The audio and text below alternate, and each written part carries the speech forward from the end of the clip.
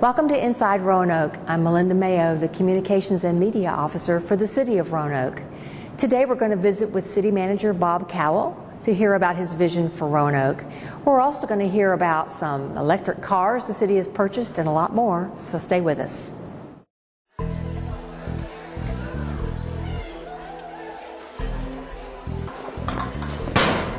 What's up, punk? Send those books home for. They ain't gonna help you on the streets. To study? Yeah, man, you need to join our crew, aka the Cobra. Yeah, ain't nobody messing with the Cobra. I mean, I don't know. I kind of want to go to college. Nah, man. I mean, we're just having some fun. Nobody in our gang gets caught anyway. Well, I guess sure. All right.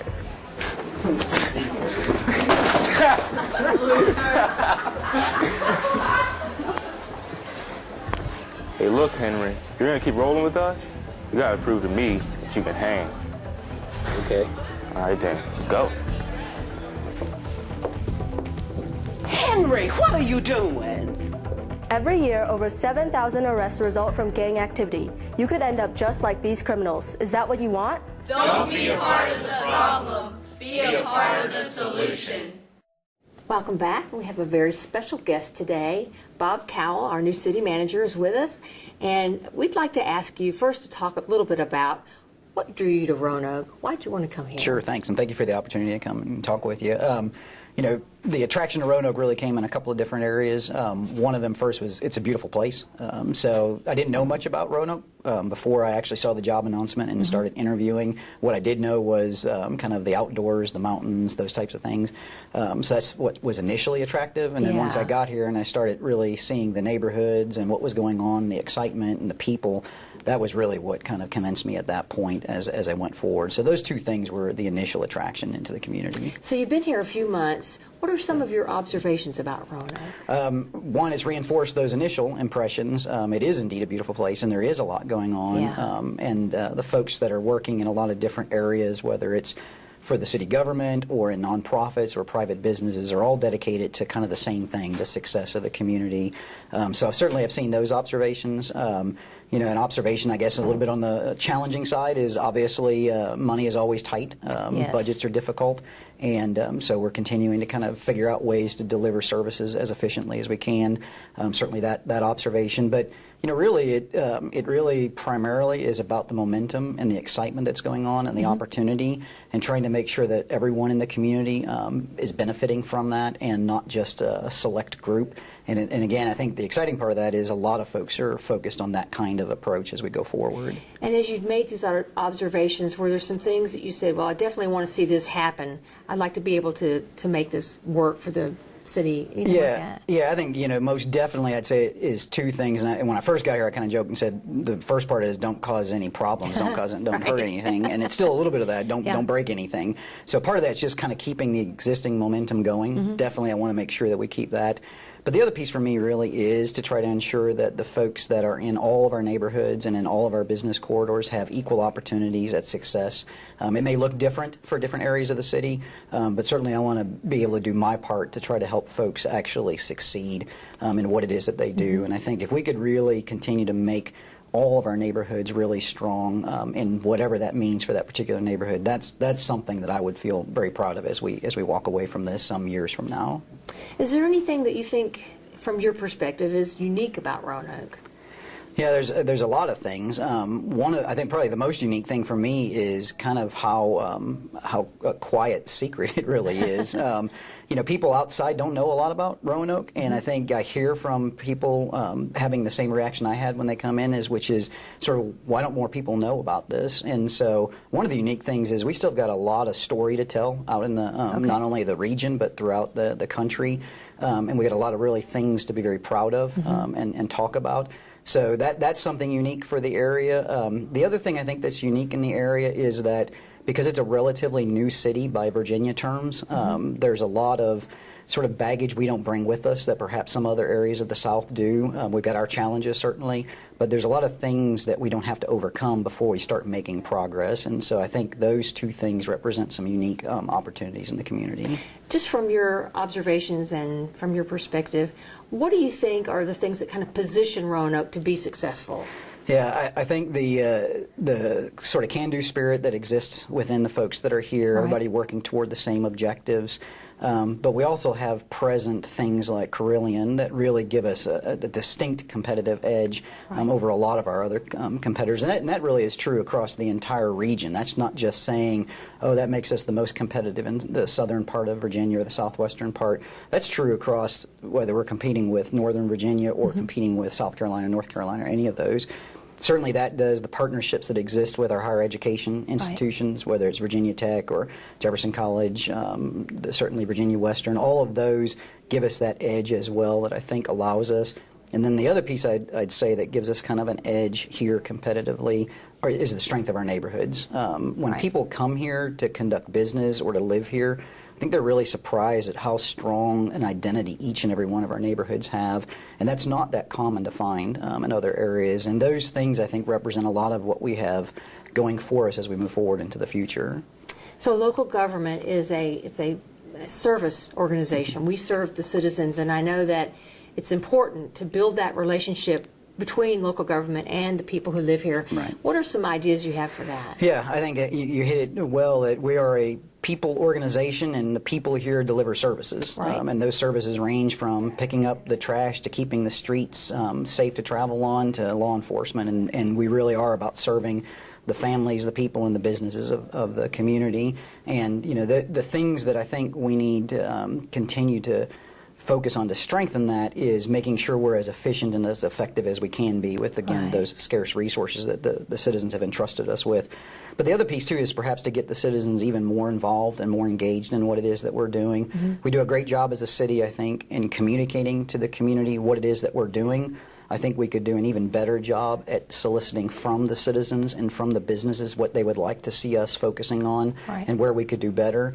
And so part of what I think we'll be focusing on in the next few years is really trying to increase that opportunity and really enhance those opportunities that we're doing some of, but I'd like to see us do more of that. Well, and some of those opportunities are like getting people to participate in leadership college and things like that. Absolutely. And expanding even into the program that Bob's looking at doing with the My City program, which is taking what we've learned and have done really well in the leadership college and translating that into kind of a unique population, the folks that are coming into our community from really very difficult situations as refugees, and really helping them kind of get ingrained into the community and really understand what it means to be in Roanoke, to be in the United States, and to be able to really view their local government as a partner in their success and what they're trying to do. And those are just two really good examples that the city uses to try to get folks more involved and not just be consumers of our services or of our information, but actually partners in actually creating those and helping us make sure that we're delivering what it is they really want us and need us to be doing. And how does City Council fit into that? What is their role in building that relationship? Yeah, and it's a great question. I mean, Council here is really the folks that set the main direction of the city and set those priorities. And so their ability to present themselves as the leaders of a community that are leaders in developing those partnerships and that engagement is critical.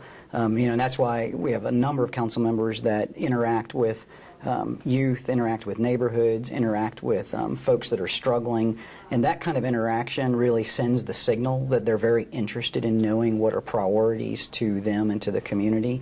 And that in turn gives us our direction and our priorities. And that's the role they play for us, is set that priority, set that direction, and then we on the side of the government, the business side of it, then go about doing that. And all of that is key. And that working well is really essential. Right. So another thing I wanted to ask was, I know some of the things that I've heard you say since you've come is talked about partnerships and how we should be working together with our citizens and with the community. How would you like to see that play out? And part of that, again, is that engagement, making sure they're completely involved. But there really is nothing that has gotten done that has been a success in this community in the past, and there certainly will not be anything going forward that isn't some form of partnership. If it ever existed, the days of the city government going and doing things alone are long gone, partly because of resources and the ability, but really just because I think there's been a recognition that there's strength through those partnerships. So whether you look at what's been accomplished in downtown or whether you look at what we're doing as a city, and when I say city, meaning all the people in the city, to respond to the needs that exist in the community for those of low income or that are struggling with other issues, all of those are some type of partnership. The work that's going on with entrepreneurs and trying to help grow new businesses are examples of those partnerships. And what I want to do is really two angles, which is explore where it's appropriate to establish new partnerships, and then even perhaps more importantly is how do we go about strengthening those existing partnerships. And in a lot of those cases, we won't be the lead. We'll just be one of those partners, and we'll look to someone else to take the lead on it and then understand where we can fit in best. But that's going to be key, whether we're talking about economic development or addressing poverty or even simply delivering our basic services. Those partnerships are essential, always have been, and I think will be even more so as we go forward. Anything you'd like to add that we haven't covered? You know, I think that I always want to use these opportunities to sort of brag on the city staff a little bit. I think that the citizens are well served with the folks that they have in place. We have a lot of very dedicated individuals that are really interested in making sure the services they provide in the city and the partnerships that they form really are in the best interest of the citizens as they go forward. And I think the citizens here should be very proud of the organization that they have, and that the work that past city managers and past councils have done to make sure that happens and that stays true, I think really has spoken a lot to the successes that we've had, and I know the ones that we're going to have going forward. So I don't want to miss that opportunity because it's a great group of people to work with. Well, welcome to Roanoke. Thank you. We are so happy that you're here, and we wish you much success in your leadership of our city. Thank you. I appreciate the opportunity. Okay. Thank you. We'll be right back. It is important for both restaurants and homeowners to help keep our waterways clean and safe. Never pour cooking oil or grease into sinks, parking lots, or streets. The oil and grease can enter our waterways through storm drains. Always try to recycle the oil and grease or put it into the trash. If you have a spill, clean it up by using a drying agent like cat litter. Never hose down spills. Keep dumpster and trash can lids closed. Restaurants should clean floor mats and garbage cans in a mop sink. It's easy to keep our waterways clean by doing the right thing. Welcome back. My guest is Nell Boyle. Nell's the Sustainability Outreach Coordinator for the City of Roanoke. And behind us is an electric car. The city is purchasing some electric vehicles. Tell us about that. Why did we decide to do that, Nell?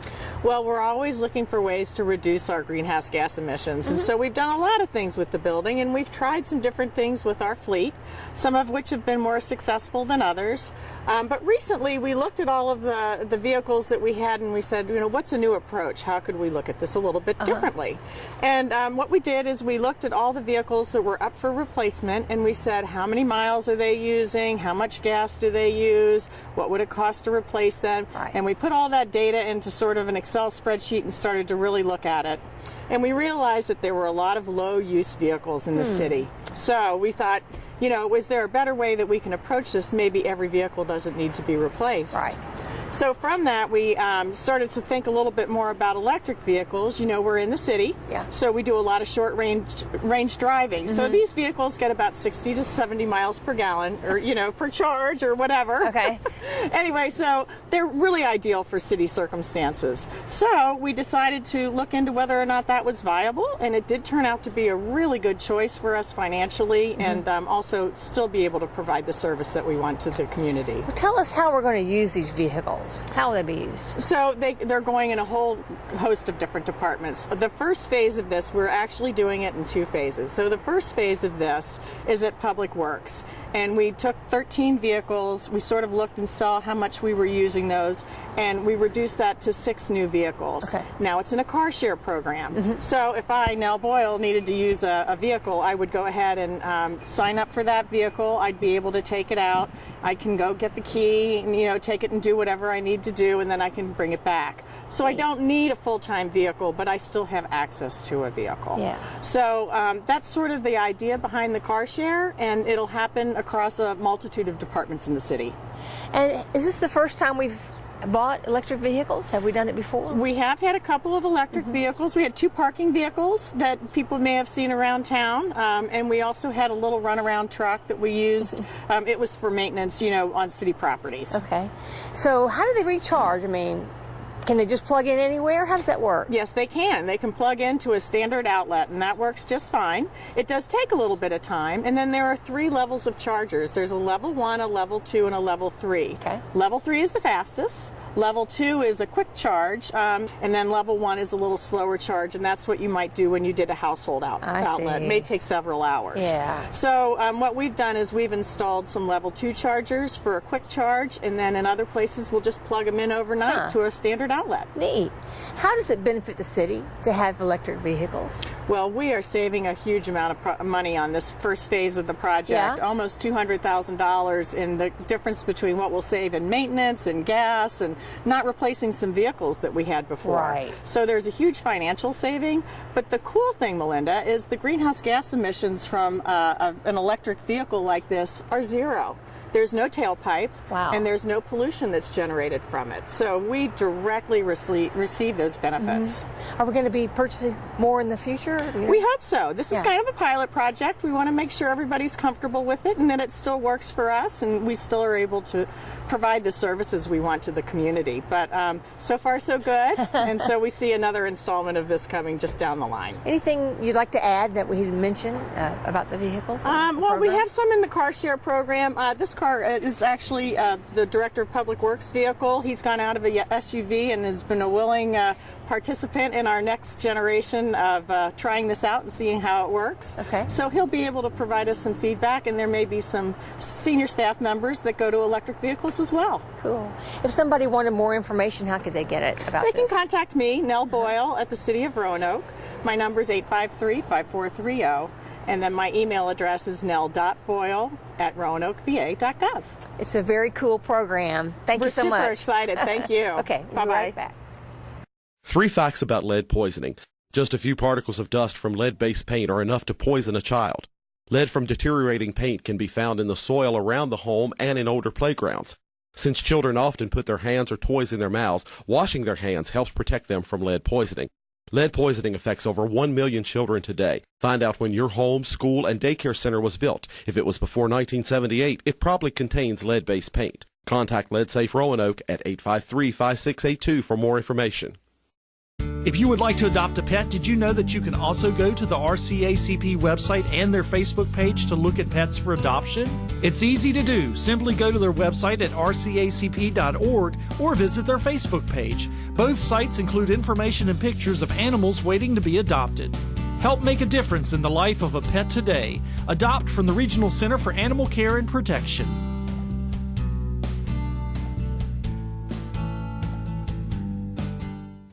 Welcome back. My guest is Bob Clement. Bob's the Neighborhood Services Coordinator for the city. And Bob, we want to talk about Leadership College, which is coming up soon. It is. Talk about, first tell us what it is. The Leadership College is a program that I administer annually for the city of Roanoke, and it introduces citizens to the services the city provides and how they can access those services. Okay. And so do we know the dates yet? We do. They were just finalized this week. It's starting up on Thursday, March 22nd, 2018, of course, going all the way through May 17th. It's a 9-week program, and it's held on every consecutive Thursday evening between that time period. Okay. Now, who can attend? It's open to everybody. Really? Yeah. The idea is that the more people who know how the city operates and how to access those services, by becoming engaged and involved with that knowledge, they in turn can share that information with their neighbors, friends, family, social media, so that the more people know about how the city operates, the more engaged they can be with the city itself. And is there a cost? I mean, do they have to pay something? No, not at all. It's a free program. We actually provide a light dinner because it is during the dinner hour. It starts at 6 p.m., concludes at 9. And it's a great program. It's amazing what you don't know that you don't know that you should know, especially about the community where you live, work, play, and invest in. So give us a little idea of how it works. I mean, who comes in to speak? How does that work? It starts off with a presentation by the mayor, who provides an overview of City Council's vision for the city. Okay. That's followed by the city manager and the assistant city managers with regard to how They work towards implementing City Council's vision, and then following them are every department director and or manager who provides a service and how those services go towards implementing that vision of City Council. So they actually get to interact and meet some of those Absolutely, one-on-one interaction. So, and it's not only meeting them, but it's also meeting people from across the city, because the program's open to everybody, and we just get people from all different backgrounds participating. It's great. So how many years have we been doing Leadership College? We've been doing this since the spring of 2003. Really? So have there been changes to it over the years, kind of evolved? Yeah, there have. After every session, I ask for feedback from those participating that I then share with the presenters, and based on that feedback that we've received over the years, we've been able to tweak the program to make it better every year. Right. What do people seem to enjoy the most about it? What are some of the comments you get? I would say actually interacting with the presenters, getting to know who these people are that are providing them their services that they a lot of times take for granted, as well as, again, meeting people from other areas of the city that otherwise they would not have met if they had not participated in this program. Well, if somebody watching wanted to register for Leadership College, tell us how they do that. They can register online at the city's website, roanokeva.gov/Leadership College, or they can just call me at the office at 853-5210. It's a great program. It is. And I hope folks will sign up and engage. And you're one of the presenters. I know. Yeah. Engage with the city and find out more about where they live. Well, thank you, Bob. Thank you very much. Okay, we'll be right back. For more than a decade, Roanoke's revitalization policy has been to address critical community needs by concentrating funding into specific neighborhoods, providing the greatest impact for improvement. In 2011, the city designated the West End area as the current target location for these projects. Residents and businesses located in this area interested in undertaking a renovation project may learn more about funding assistance by contacting the city's HUD Community Resources Office at 853-6404 or contact Keith Holland. Want to learn how to manage your money better, save for that car or dream home, or be able to bounce back from bad credit mistakes? Bank On Roanoke Valley can help. Bank On works with local banks, credit unions, and local governments to offer free classes at local libraries in our community. It's easy, free, and it's happening right where you live. Check out the calendar of classes or sign up at bankonrv.org or call 777-4200 for more information. Welcome back, and my guest is Tiffany Bradbury. Tiffany's the fire prevention specialist for Roanoke Fire EMS. Hey, Tiffany, it's cold outside. I know, right? Yeah, and I want you, if you would, to give our viewers some cold weather tips. Start out by talking about precautions that we should be taking to protect ourselves in cold weather. It's big about layering, and I know that we get spoiled because every once in a while we'll get those glimmer of those 60-degree days, but it's all about protecting yourself, especially dressing in the layers. The wind chill can play a huge part. So, just watching how much you're outside, making sure that you're dressed appropriately, that's huge when you're dealing with being outside in these frigid temps. Yeah. What about if we're driving around town? Anything that we need to remember? Well, that's with the ice that we had earlier this year. That was a big thing because, I know sometimes people have to get out and about and go to work, but you just really need to be cautious about where you're driving, give yourself plenty of time. Ice is super slippery when you're driving on it, and you're not going to stop like you think you should. So just taking those precautions, heeding the warnings of, watching the media, and if they tell you to stay home, we want you to stay home. And then if we do, get a heavier snowfall, just, be careful driving through that, of course. And then when you're parking your vehicle, you want to make sure if you can get to the driveway so those snowplows can get through, and it's going to make it a lot easier on everyone. What about at home? Are there things that we should be doing at home to protect ourselves? Well, with cold weather, that comes a lot of people trying to stay warm, and a lot of times they don't have the money because, staying warm means your electric bill is going to skyrocket. So we see a lot of people warming their homes with their stoves, like their ovens that they cook with. Really? And that's super dangerous. Yeah. So we want to make sure that you're not using your oven to heat your home. Okay. If you're using a space heater, that you're giving it plenty of room, a nice 3-foot perimeter, turning it off when you leave and when you go to bed, just adding another blanket on top, taking care with any of the heated blankets, just making sure they're in good working order, no frays in the cords. And also, we don't want you to plug in space heaters to extension cords. things like that. And also don't overload your circuits. We've seen quite a few of those over the winter, just where a lot of the homes can't take that. Their electrical system can't handle that. And then carbon monoxide, that comes a whole nother issue because that's a lot of times with heating. So if you have gas or oil heat, having a carbon monoxide alarm near where you sleep is imperative, and a working smoke alarm. Besides ourselves, the human beings, I mean, is there other things, other people, like your dogs, your cats? Should you be worried about that during the winter? Oh my gosh, we always tell people, please bring your pets in. You know, nothing's more heartbreaking than driving, you know, by a house and seeing a dog chained up in the backyard. So bring those pets in. Also, it's really good idea to check on your elderly neighbors because cold weather is a lot harder on the elderly and on small children.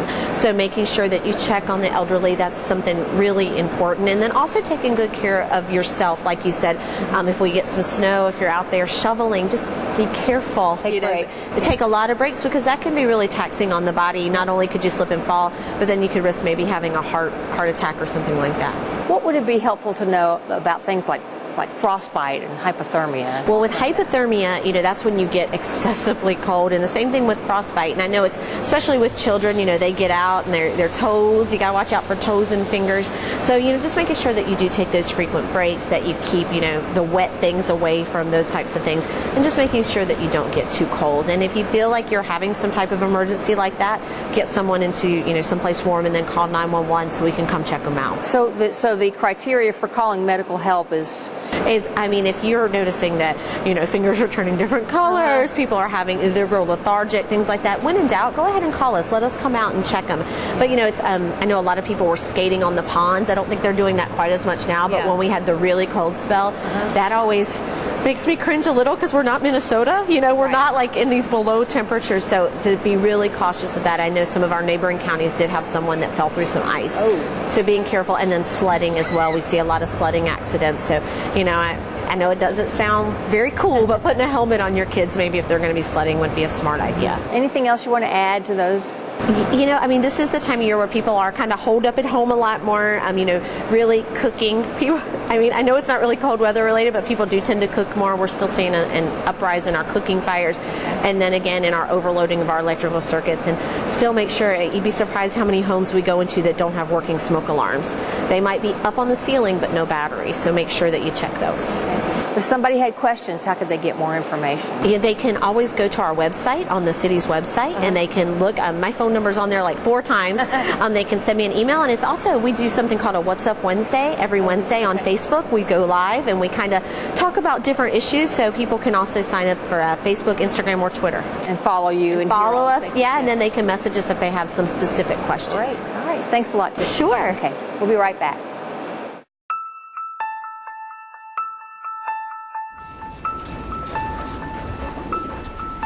Hey, Melissa. Hi. I like your outfit. Thank you. No, I'm just kidding. You look ridiculous.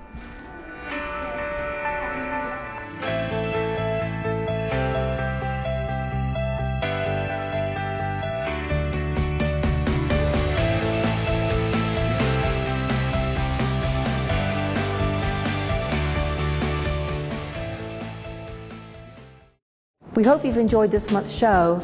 Now let's take a look at what's happening this month inside Roanoke. February 10th through the 11th, Roanoke Symphony Orchestra presents Vivaldi Four Seasons and Appalachian Spring at the Jefferson Center. On February 15th, the 15th Annual Latin Dance Party with West End Mambo at the Jefferson Center. Also on February 15th, Night Howls at Mill Mountain Zoo. And another event on February 15th, the Black Jacket Symphony at the Berglund Center Performing Arts Theater. February 16th through the 18th, Jurassic Quest at the Berglund Center Special Events Center. On February 22nd, an evening with Andrew Bird at the Jefferson Center. February 23rd through the 25th, Roanoke Boat Show at Berglund Special Events Center and Coliseum. On February 24th, Disney Live, Mickey and Minnie's Doorway to Magic at the Berglund Center Performing Arts Theater. March 2nd, Charlottesville and Southwest Virginia Ballet Performance at the Taubman Museum of Art. And on March 3rd, Lewis Black, The Joke's on Us Tour at the Berglund Performing Arts Theater.